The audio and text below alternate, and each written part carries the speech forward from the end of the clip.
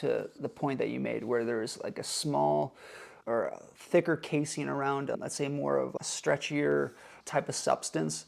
Now let's say you want to get to the deeper epimysium, perimysium, so the different layers and encasing of fascia of those specific muscle tissue tension. So let's say you damaged a muscle that's deep in the muscle belly and you're trying to rehab and get some of that scarred tissue, those fibrous adhesions, to lay down and force the body to adapt to back to an optimal healing state for that specific injury, whether it's tendonitis, whether it's a muscle strain, whether it's even a complete tear of the muscle belly. How can you get to that area?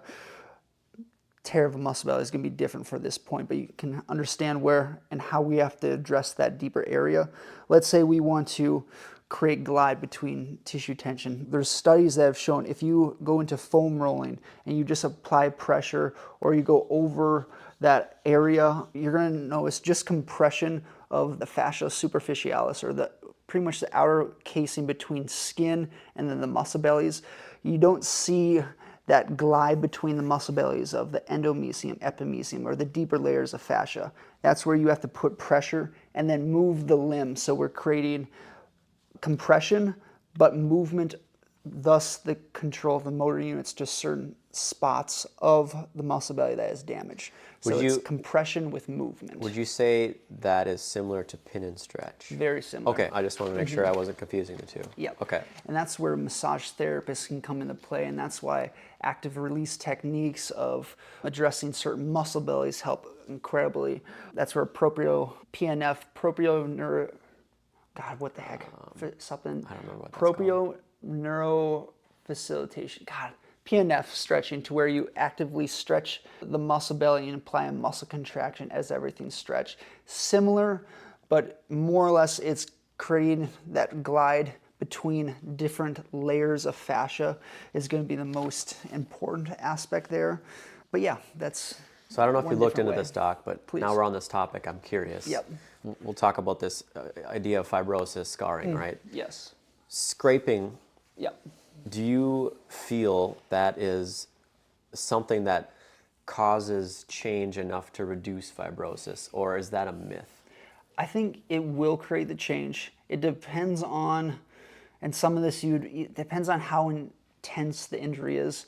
Because if it's at a deep muscle belly, if it's a deep structure, deep inside of joint capsule, you're probably going to get the healing stage of more or less this fascial superficialis, to where it's pretty much the layer between the skin and then the first layer of muscle bellies. Similar with cupping to a certain extent, to where you're able to facilitate that change, but at the same time, if it's a deeper structure, you might have to get into a pin and stretch, or you put pressure with glide between the muscles. So it depends on where it's at, but then that goes into the assessment, to where, let's say there's an injury to the muscle belly or injury to a soft tissue, let's say the shoulder. You would want to first start at the signaling side, passive versus active, you versus them controlling that range of motion. Let's say there's a huge difference. Okay, that could be a neural signal, that could be due to the injury. And then you would want to see, okay, is there swelling over the area? Is it more hot? If that is the case, you would want to hold off on scraping of cupping, because you're just increasing that inflammatory response. For sure. So let's say that's at bay, the swelling's reduced. Okay, so then I'd go into, if you're going to do muscle scraping, if you know it's like a superficial muscle closer to the skin, cupping, scraping will help significantly. But let's say it's a deep internal rotator, it's a ligament connects bone to bone. Rubbing, scraping, cupping that area will help for the compensation surrounding, but it's not necessarily going to help for the healing of that specific area, that tissue.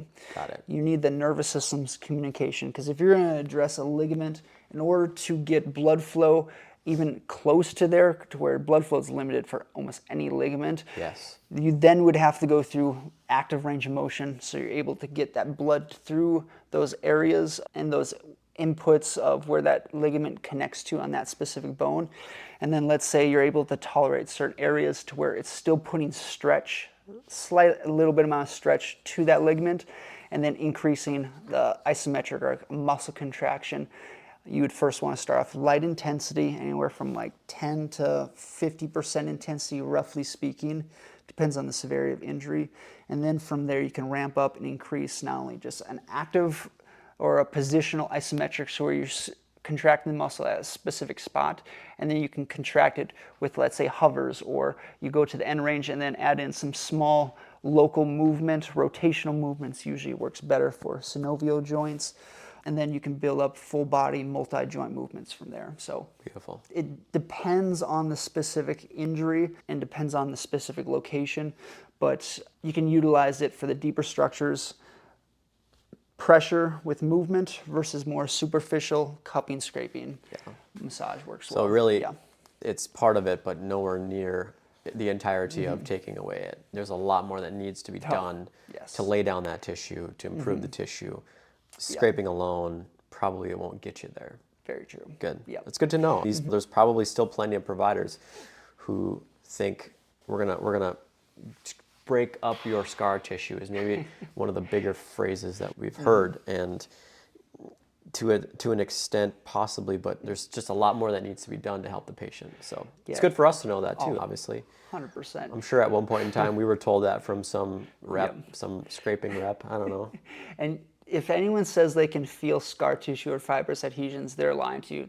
It's such a small and minute detail to where the mechanoreceptors of your fingers, hands, of your body sensations cannot pick that up out of someone What are they else. feeling, Doc? What is that bundle of, what are they feeling? It's usually either a muscle knot to where the whole area is like tense or spasmed, or you can look at it in terms of, I think about neurological tightness, where the whole muscle belly is contracted. So you can notice like a stringing, like a guitar string around the whole muscle belly from one side to the other. You can see it starts in one area and goes to a different area. And if that whole muscle belly is contracted, the only way you can physically get that to relieve long term is by going through the biggest, fullest range of motion. So you're stretching that specific muscle, then you're putting a contraction into the stretch and then away from the stretch. Thus is also known as pails and rails through the functional range conditioning, or you're loading at length with a contraction, so the communication between that brain and tissue is okay, it's safe to move in this area, and it's going to release the muscle tension. But there has to be a progression and a loading influence that you have to build up from there. But loading away from the issue is new to me. I've always known to isometrical into it, but loading away, is that more of, it's like opposite eccentric in a way? It's almost like resistance away from? Reciprocal inhibition to a certain extent. Okay, sure. But when people hear reciprocal inhibition, if you activate one side of the muscle belly, the opposite side completely turns off. That is not necessarily true. So the principle of reciprocal inhibition in itself is false, but it's almost the act thereof. So if you go into a stretch and if you activate that muscle that is stretched, you want to be able to control the opposite side of the limb to activate those tissues at the same time, so you can, one, prevent compensations, and two, better control your nervous system in certain ranges of motion. I think about it as like a backup system to a certain extent, to where, let's say, the tissues give out, but your nervous system still has the ability to maybe, instead of going to a stretch, but contract as a guarding mechanism at the other end or the opposite 180 degree of that joint or area. Okay. Yeah. So it's more of a reflex than it is a... Kind of. Okay. And then it helps for compensation. So it depends on where it's at, the localization. Yeah, no, it's something naturally built in, which is very smart.